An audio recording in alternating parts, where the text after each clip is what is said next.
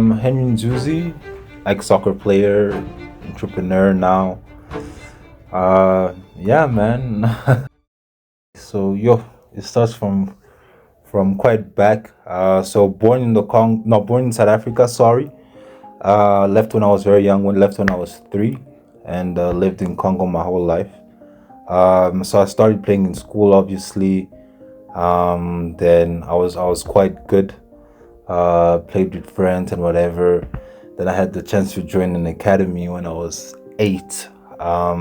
Then from there, started playing, improving. Obviously, as you become a teenager, yeah, I wanted to outgrow and leave the academy where I was. Then I joined another academy called Olympique de Kinshasa. And yeah, so I played there for quite some time, I think a year or so. Then I joined AC Ujana, which is the biggest academy in the DRC. Quite tough environment. The truth of the sports is that it's known for a certain demographic of people, of course. And I think from where I was coming from my background, being thrown into an academy where I'm being looked like an outsider in a sense, So obviously, I was still Congolese, but couldn't speak the home language, which was Lingala. So I had to adapt to a lot of things. They saw me like a cheese boy, like you call it. So I think that was the hardest part, right? Where the bullying behind football. But yeah, I think that was the hardest part, I would say. But I had to stand my ground. That also what created resilience. And then yeah.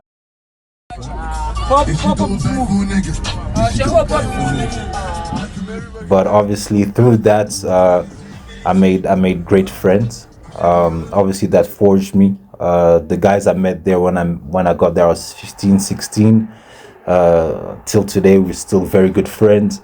When I broke into the first team as well, playing with people that played professionally, that played overseas, gaining the experience, and yeah, I think that also, yeah, created the person that I am today.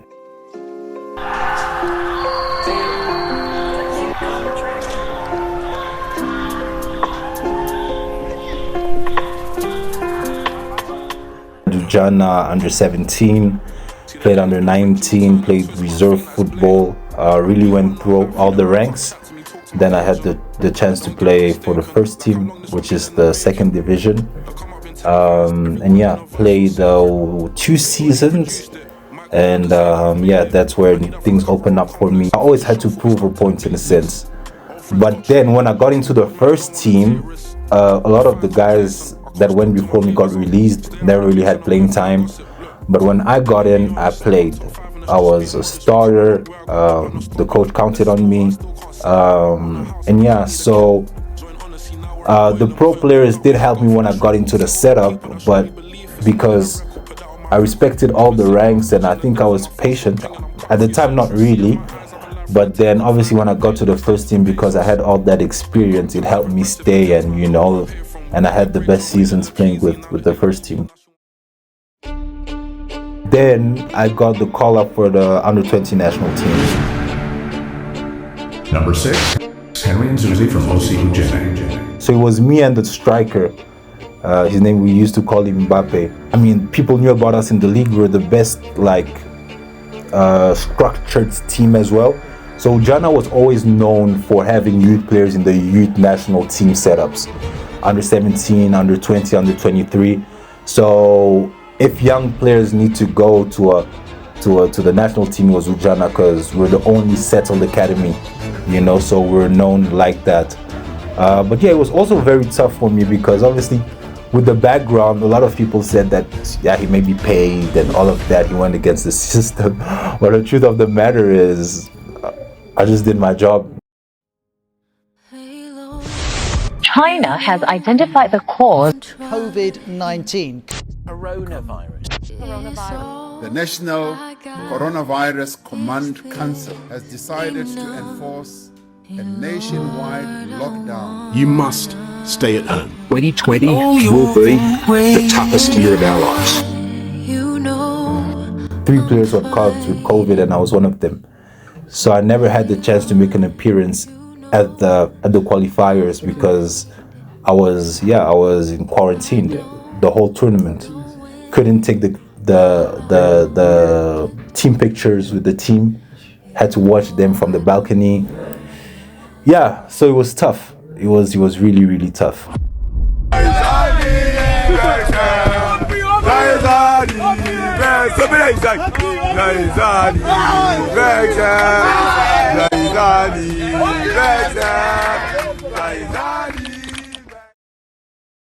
So the next step had some interest from first division clubs in Congo. One of them was Blessing. So I played an international tournament in Dubai, and the coach that held that squad became coach at Blessing. So it's in another province in Congo though. So I was training with them. They came to the camp in Kinshasa.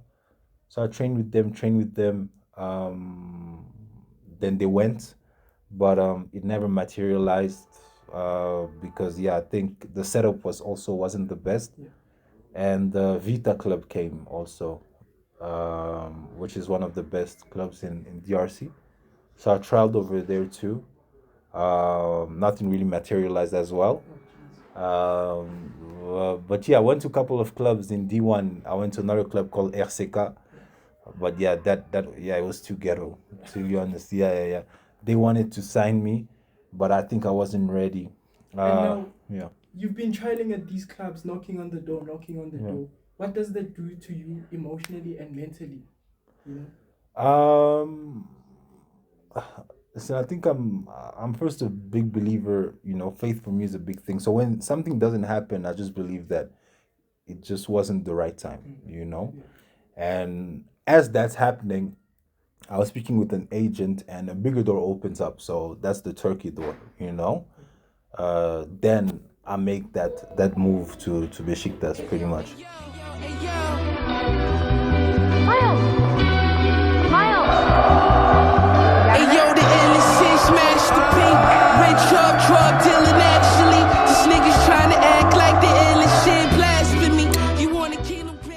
So I get contacted by this agent.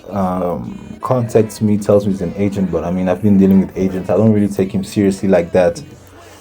But then he comes to Congo. He comes all the way to Congo to actually see me and whatever. So I meet him. He speaks with a sporting director. So I wasn't supposed to go to Besiktas at the first place. It was a Turkish club, another Turkish club. But then he speaks with agents. They send my profile. Then he comes back saying, listen, Besiktas are ready to see you on trial.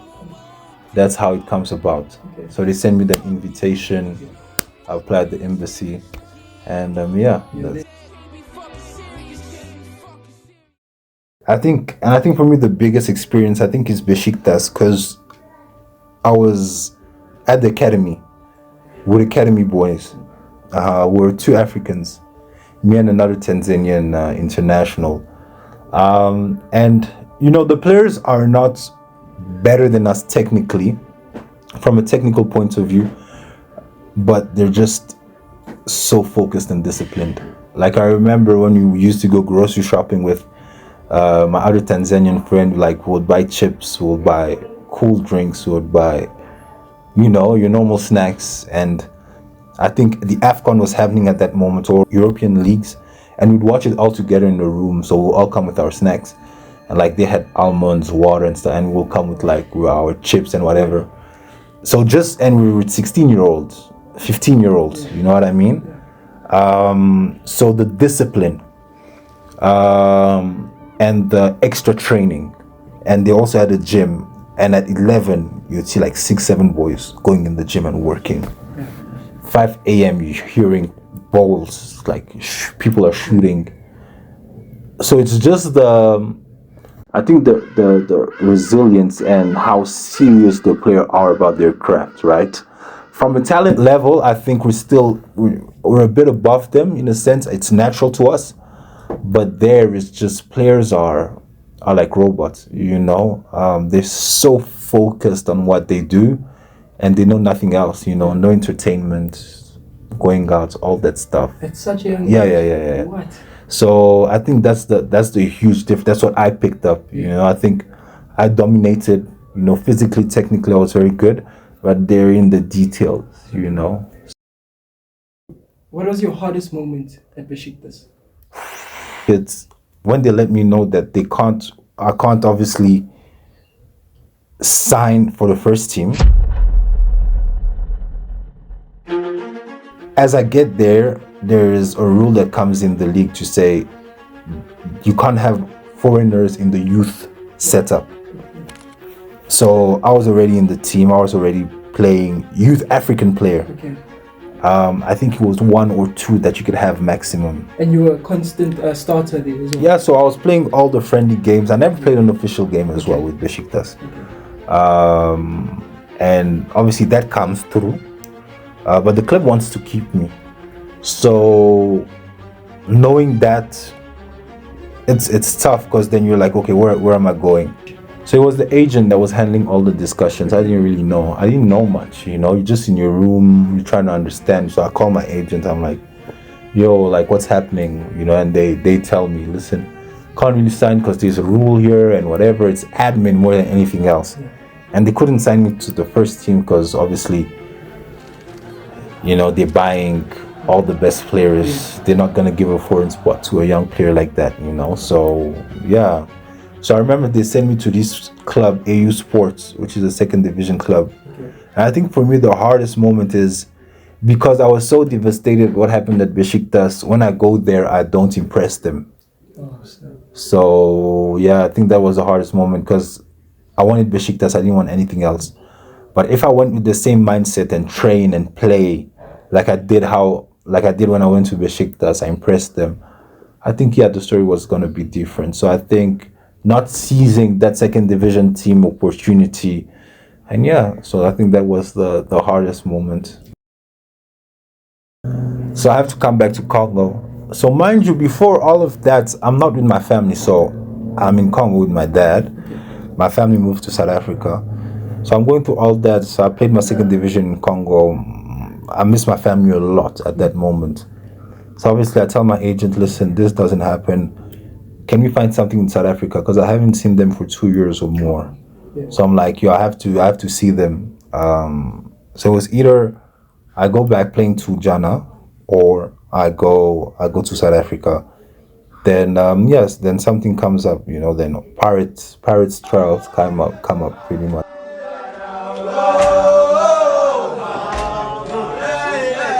It was tough. I think I come here, it's cold, winter. So cold. So I think I get here at 11 p.m. and I'm training the next day. And it's super cold. 2 weeks of trials. It was with Pele Pele, so it was with the reserve team. So I honestly think that I did really good, but then they don't want to keep me. So I get there, train first day, second day. I think I played 2 friendly games. I played as the 6th. The guys that I met there, I mean, everyone was really happy with me. But I think 1 week, 2 weeks in, then the coach calls me to say he doesn't think that they're going to keep me. I knew that I just needed a platform at that point. Came to South Africa, after Paris, I didn't have anything else. So I think I wanted to get into a setup for just people to see me play, because I knew that if people saw me play, then something was going to come up. Yes, I was good. Because obviously I'm playing football. That's what I love. So I'm back playing. A bit tough, like I say, because obviously the level is below, and I can feel it. I can see, so a lot of frustration. But and again, I just gave myself some time. I just wanted to be there for some time. But I met good people, people that I still speak today with, and You didn't really want to go there. Would you say your attitude towards training was the same as it was at other clubs? At the beginning, yes, because obviously I always try to keep myself at a certain standard, but as it was dragging, I was becoming like, yo, I have to, you know, and I think it was a mental thing for me. And also worked myself to say, listen, no matter where you are, try to keep yourself a certain standard. Try. But yeah, I think until I played that last tournament, I think I was, you know, I did quite well. You know, I tried keeping a certain standard. A tournament. We saw that you went on to trial or play for was it Sundowns? Yeah, after trial. That? You trialed. How was it for you? Did they see you from that tournament? Yeah. And how was the trial? How did it go? No, it was top. So I went trial with, it was M Tigers at the time. It wasn't easy. Definitely wasn't easy. But now it was tops. Because obviously I get back to a certain level.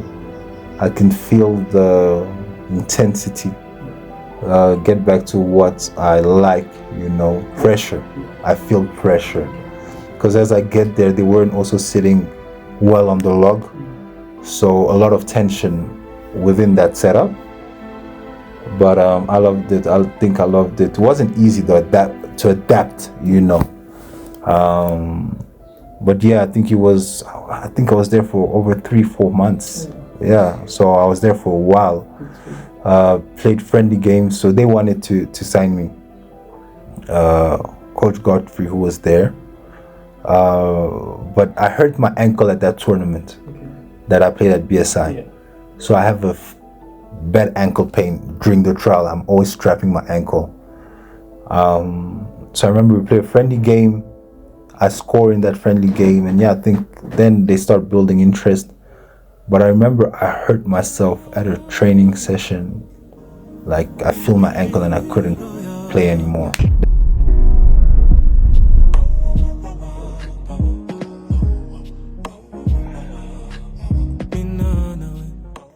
So I can't go to training anymore. And I think as I stop going, I don't engage as well, you know. And the truth of the matter is that they never call me, you know, to also know obviously why am I not coming back and whatsoever. So I think that was a reality behind that, you know, and I couldn't train, I couldn't play. I mean, that's why I really stopped, you know, that was the ankle injury. And yeah, that's how it played about. Couldn't go to training anymore because I was injured and they never really got back to me. So I was like, yo. So they just kept quiet? Yeah. Nothing? So I was like, let me treat myself. Let me, you know, then let me try to get back to them to see if I can always come back and whatsoever. And yeah, that's what happened. And what was the conversation like when you asked to go back? So the season was ending. I think they couldn't register me also because they already was getting into the second half of the season. So I was hoping to come back after when the season ends. Obviously, I speak to the coach. I spoke to the guys that brought me there, and I feel like doors weren't open anymore like that. How did that happen? No, horrible. It was I think it was probably the toughest time, you know, because again, soccer was was my identity. That's all I knew. That's all I was really good at, you know.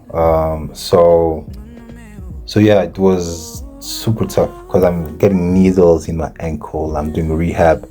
I try to go back on the field. I re-injure myself. Rehab. I feel good. Go back. I re-injure myself. So mentally, you're just like, yo, is it really worth it? You know. I looked at myself and I was like, maybe call it quits. You know, maybe start looking into other things. You know. So at that time, I'm injured, but I'm while I'm recovering, I'm playing for the Sunday League team. And I was trying to play with them, but at some point I start coaching them. And I start feeling the same feeling that when I play, when I'm coaching. So I'm excited to go coach on Thursday nights. Guys that are not professional, but so I'm starting to feel that fire again, you know, through not through playing, even if playing stays the best. So that helps me cope with whatever that's happening at the moment. And obviously my brother also that plays. So I'm also following him in his development.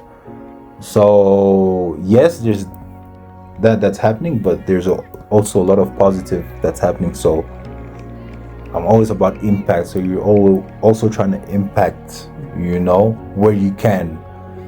So yeah, I'm a big believer of, if you focus only on the bad things, then you never see good things that happen, So yeah, it's always you also have to be able to see the light, in the dark. So I think that's kind of my mindset always, through the different sequences of life.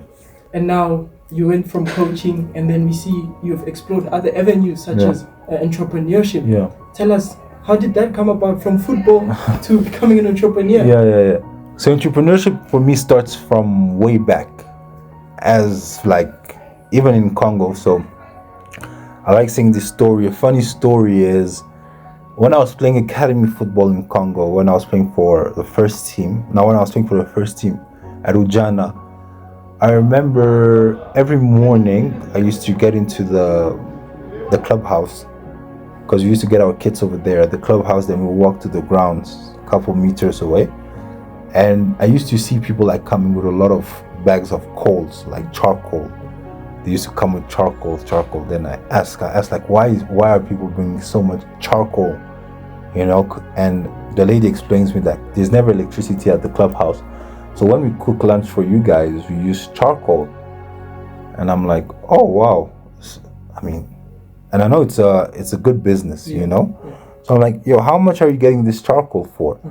And she tells me the price. So I'm like, oh, if I find a better price, are you gonna buy it from me? Like, yeah, sure.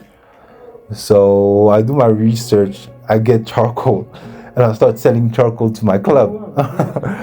So that's so I always had an eye for opportunity, So I used to sell charcoal to my club, so I used to get bonus money, and they also used to pay me for the charcoal. Then obviously that was one of the businesses that I did. Also, while I was playing with some of my friends, we started a lounge bar as well in the DRC. Just through an opportunity, So I've always been business oriented, from my playing time. I always had something for business. As you're saying, you're a business-minded person. We see you've started your own food company, which is called Tabaya Josie. In Tabaya Josie. Yeah. How did that come about? Was it with mates, or what was it? No, so in Tabaya Josie, how does it come about? It's a conversation with my ex-girlfriend. Okay. So I think we're speaking, and Ntaba is my favorite food. Goat's meat is my favorite food, but I couldn't get it here. Tried everything, called uncles, aunts, and whatever.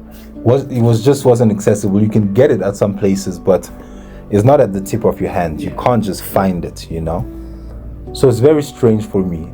I'm not the only Congolese here that wants to eat it. You know what I mean? So she tells me, I think that if you do it, it can work. Really, that's the only sentence. Yeah. Then I go check everywhere on social media. Where do you find Taba? Nothing comes up. So I'm like, there's definitely something we can do here. Wow. So yeah, that's pretty much how it came about. Then invited some friends, did a braai, got some Taba, made it like we make it back home. They're like, yo, this actually tastes very good, like the ones we get back home. Yeah. So once I got that approval, that day I made some sales. I think I made some very good sales. Then I was like, if this thing can make me money, then let's try it, And then we also see that you have also started your own high performance academy called Molende Sports.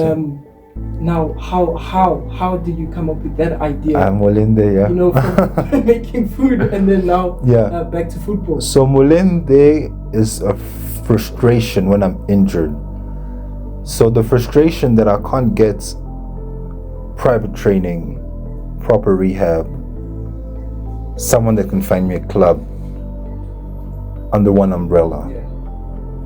So when I create something, it's always from a personal frustration and something that I really believe can work. Yeah. So I realized I used to go get rehab from somewhere else. I used to have to go get private training from somewhere else. If I wanted to find a club, I need to. So I'm like, can we not prepare? Can you not create a place where you can get all of that under one umbrella? And again, I searched. Is someone already doing that?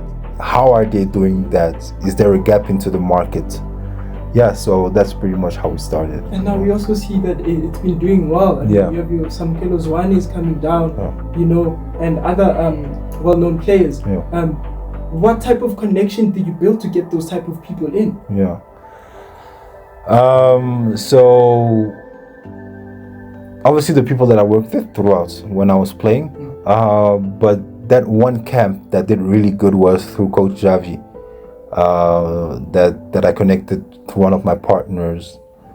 We had a sit down. So again, in everything that I do, looking at the food business, I'm not the chef. My mom is the chef. Okay. She's my partner in it. Then we grew. The sports business, I'm not the one really coaching. And I think you should have an eye for people that are doing things really well. Everyone wants to be the hero, but you can make heroes. People really have potential. You just have to put the light on them. So I think that's how I approach things. I'm not, like I said, I'm not really talented in much, apart from really playing soccer, but are people that are really doing great things. And how can we help? How can I help create something, with them? Quote, anything you'd like to say to the younger generation who are trying to chase the dream or might think that it's not possible? Just anything. To the younger people, I would say believe in yourself. I think you hear it again and again, but I think it's the source of everything. Believe in God, but believe in yourself.